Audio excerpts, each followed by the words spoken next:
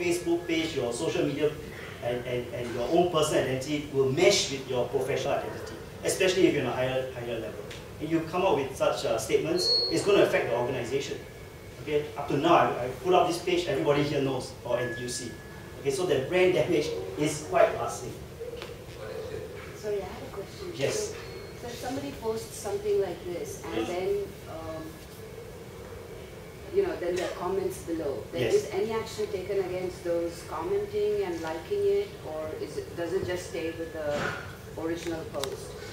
No, the comments, if you can trace the person who sent those comments, if the comments are defamatory, for example, okay, let's say the comments there says Lionel Tan is a crooked lawyer, and I know who is that, I can take action against that comment. I won't take action against Amy Cheong because she didn't say anything about me.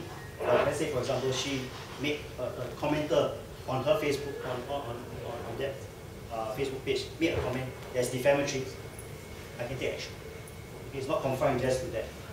Again, online world, it's as good as saying, something bad, something defamatory.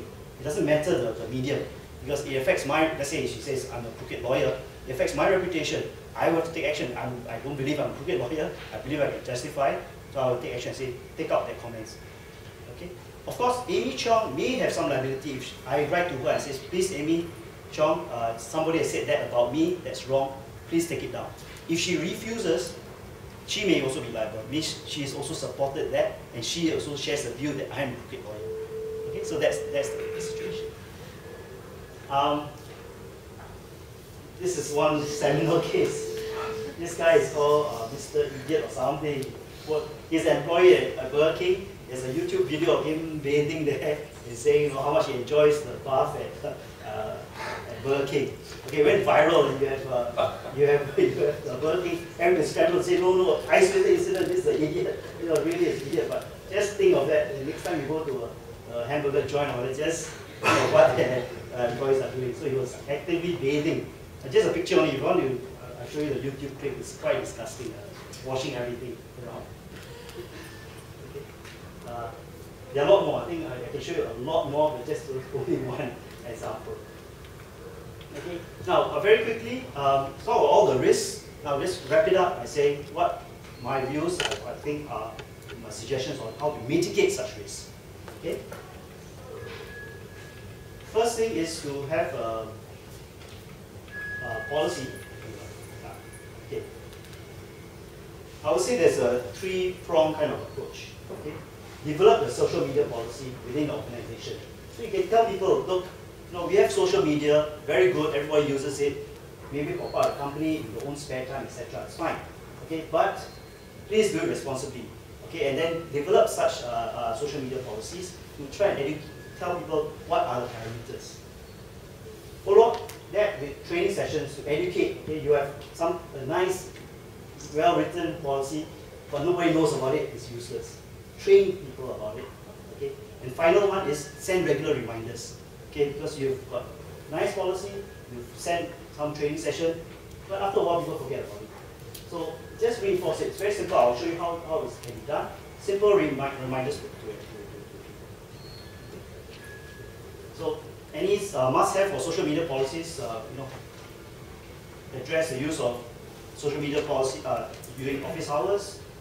Explain how the tools that's offered. They must exercise responsibility. If not connected to work, insert disclaimers. To tell them, please, if you're doing something that's not connected to our work, this is your own personal view, put a disclaimer there. Okay? Of course, no defamation, threatening or unlawful posts, respect IP rights, safeguard confidential and proprietary information.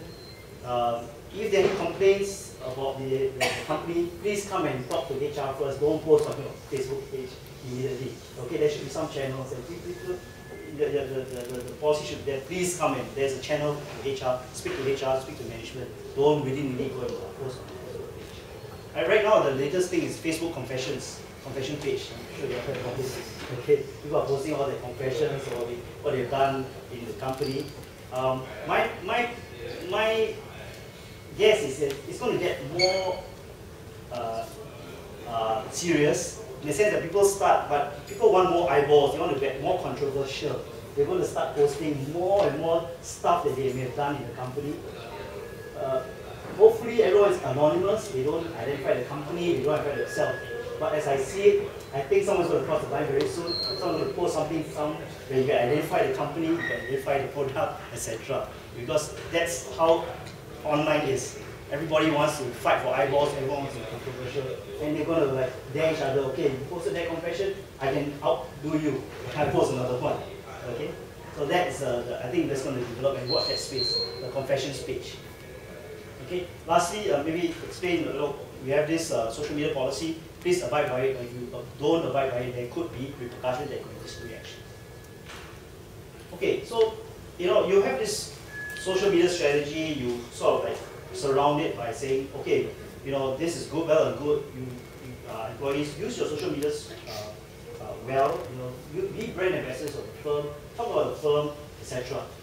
Okay, so you tell them, define, measure, prioritize, good things about what you can do.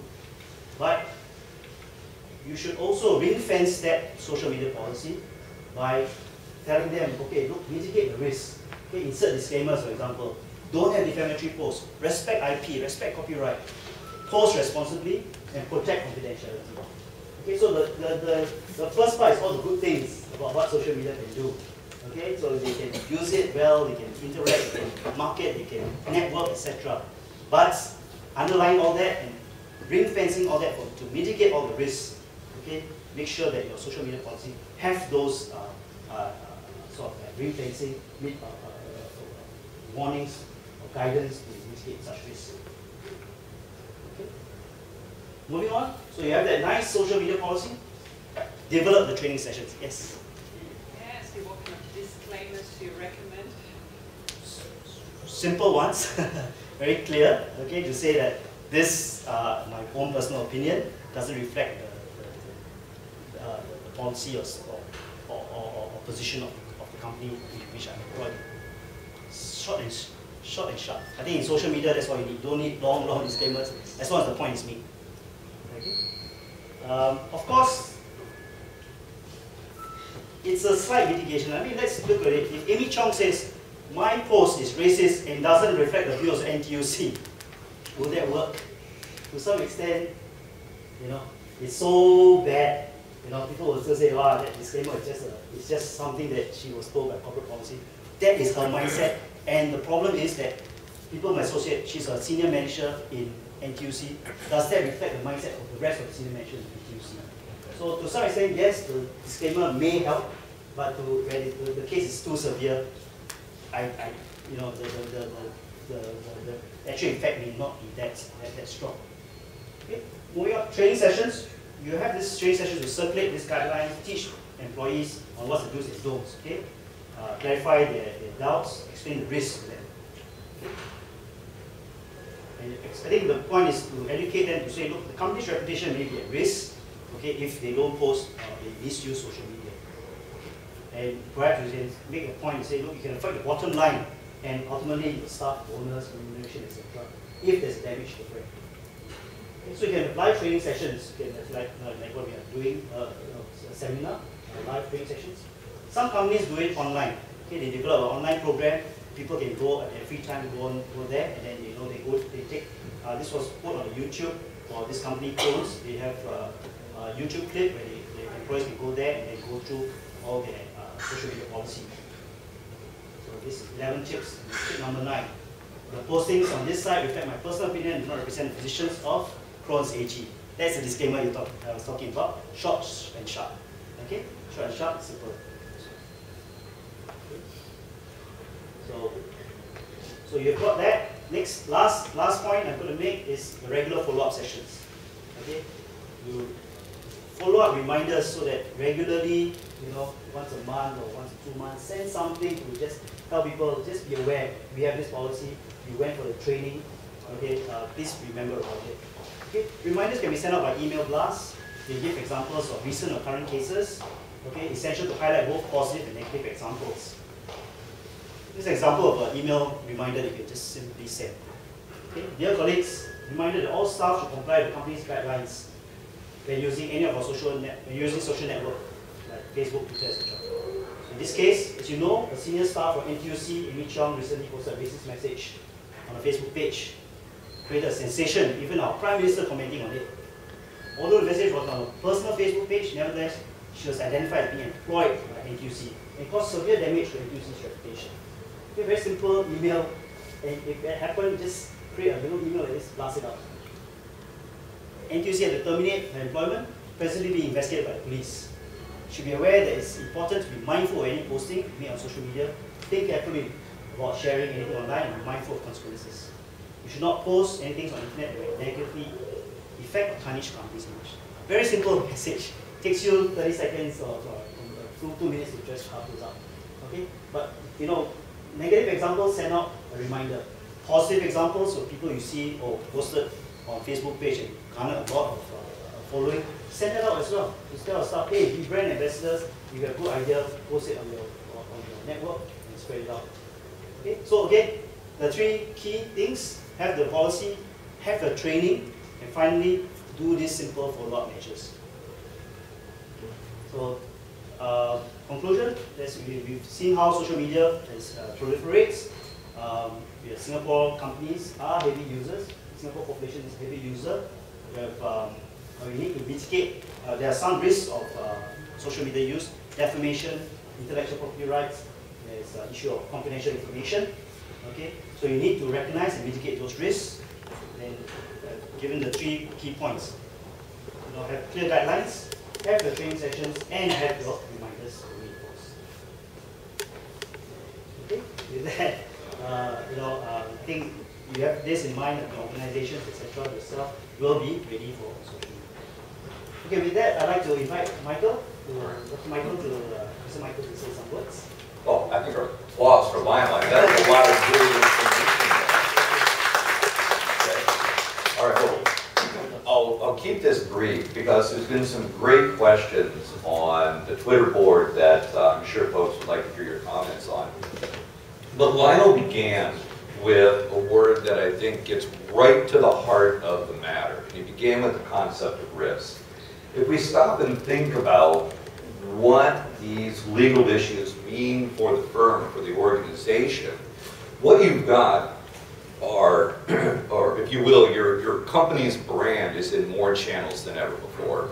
There are more people talking about and representing that brand than ever before. And then on top of that, you've got a multiplier. This can be happening in Singapore, and Indonesia, and Malaysia, and Thailand, and Hong Kong. There was a case recently where McDonald's made an announcement that they do not use pink slime in their hamburgers in North America. Now, if you've not seen the pink slime issue, you can Google it, but I'll tell you in advance, it's disgusting to think about what you might be eating. But they made this announcement in North America. Their kerfuffle began in China, where people picked this message up off the internet and started to say, hey, wait a minute, you made this announcement in North America, but not in China. Does that mean you're serving us pink slime? And that's just a very simple illustration of the risk that we get ourselves exposed to. And the way in which I think from an organizational perspective, you can deal with this and take all of these great insights on the particular legal issues, it goes back to the second place where I saw Lionel starting. It goes back to the word strategy. Understanding what it is that your organization is trying to do and how they're trying to compete in each particular market. Now, for many folks working in the communication professions, we frown when this word comes up. I teach enough executive programs. You walk in the morning and say, okay, we're going to learn strategy today. And you're like, oh, man. And that's not what they're looking forward to. But the point, I think, is that if we understand what the organization is trying to do, then what this allows us to do is more clearly define where those likely points of risk exposure are going to be. In theory, we could be exposed anywhere to the kinds of behaviors and examples that we've seen this morning.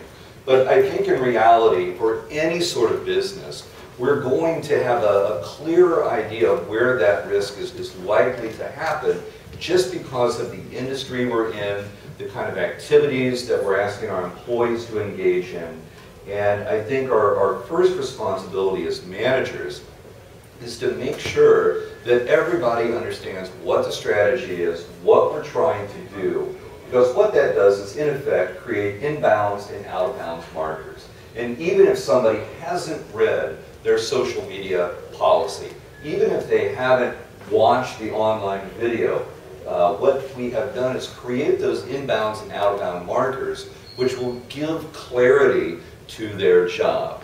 So I think from a general management and from a functional management point of view, making sure that each employee knows how they fit into that strategy, what their responsibilities are, this can go a long way towards clarifying exactly what it is we can and cannot say online. Now, that of course also raises the issue of the social media policy. There are some very basic things that I will share with my clients or with my students that, again, if they aren't familiar with the Personal Data Act, if they're not familiar with exactly what defamation law is in Singapore, there's some basic rules we can all follow. Number one, be balanced. As I watch these cases and issues that are raised in Singapore, almost without fail, one of the first qualities to these issues that I see is a lack of balance. These are one-sided. The first step I think we can take is encouraging people to be balanced, and I would even take it a step further. If there's somebody whose point of view you don't agree with, still actively link to it. That way you're at least able to say, look, we have read this person, we want to give you all the information, we're making every effort to keep this message balanced. Excuse me. So I think that would be step number one. Step number two, just go back to what Grandma taught you. Be decent. Again, so many of these acts that are getting people into trouble, it's just a simple lack of decency that we're showing towards other people. And perhaps another way we might get at that, number three, stress to folks, these channels are not appropriate for that cathartic expression. I'm only guessing, but I would imagine that if you're Amy Chiang and you just sent that message out, there at some level it must have felt a little bit good to get that off your chest, right? Well, now she's thinking about that issue from a new home in Australia. Not, you know, the value of that cathartic experience perhaps is not worth the price that we have to pay for it. So there are again some very basic principles. The golden rule, again, these are the kinds of things I like to talk about with my students. But with those in place, I cannot agree strongly enough with what Lionel is saying on these final slides about getting that social media policy in place. This comes back to management's responsibility of making sure that people know what this policy is. The simple fact is the channels are ubiquitous today. You cannot control what every one of your employees will or will not do. What you can do is protect yourself and say, look, we have taken reasonable steps against this. We have done our primary, or if you will, our responsibility to make sure that we are treating the customers well, that we are treating our stakeholders well, that we are acting as responsible citizens within this particular societies and the laws that exist. And again, as managers, I think it's our responsibility to do this proactively. And you know, not the kind of thing that we like to talk about, because if I spend my time trying to educate people on a social media policy, I'm not doing my work. That means I now have to stay at the office till 9:30 instead of 7:30 to make up for all that lost time. But again, these channels are so ubiquitous. We're getting to a point where folks are just simply going to hold you at fault. They will attribute fault to you because there's been plenty of cases, there's been plenty of warning, there's really no excuse today to find yourself in these positions anymore. So from a management perspective, I just wanted to share a few thoughts. I didn't want to take up too much of our time because I think we've got food over here. But there were two questions that really caught my eye. The first question that I saw on the Twitter board was about, if you will, we'll call them troll accounts. Somebody sets up a fake Singapore Airlines account or sets up a fake Singtel account, and basically it's a not very pretty parody of these organizations, but at the same time we laugh at them because we see some sort of truth value in those jokes. What would be the risk exposure, and is there any recourse for organizations that find themselves on the receiving end of these accounts? I think the famous one that happened was SMRT. Remember when we had a train breakdown in December? There was a fake SMRT website put out. They post themselves as the SMRT complaints or feedback session, and people's art was very viral. People started going online and saying all this stuff. Well, to some extent, if it's about a complaint about poor service, there's nothing much that the company can do if it's true. SMRT, everyone faced train delays. The train did break down. There was quite poor service. So for that aspect, I think they just have to manage it, try to recover. I think they couldn't do anything with that site. Even though, to some extent, I think they used that SMRT's logo as well. Probably trademark infringement, but I think the management there felt that you're going to cause a storm. They said, no, take this down, the old high-handed nature. Because the SMRT was at fault for having not provided, having train breakdown. But if the brand is strong, brand is popular, brand is doing well, and somebody for some reason wants to poke fun at it, and I mean, to some extent, if you poke fun in a light-hearted manner, it could be good, in the sense that people laugh about it, it generates more positive response. But if it's malicious, if it's vicious, if it spreads untrue statements about that company, there's a fine line with parody and defamation. Okay? Singapore, we do not have I know in the US they do have this concept of defense of a parody. You say, I'm just making fun, I'm not defaming you. That's why we have Jay Leno on Saturday Night TV making fun of Obama, making fun of all the politicians. And they're able to do that because that's parody. Fortunately in Singapore we don't have that defense. Okay?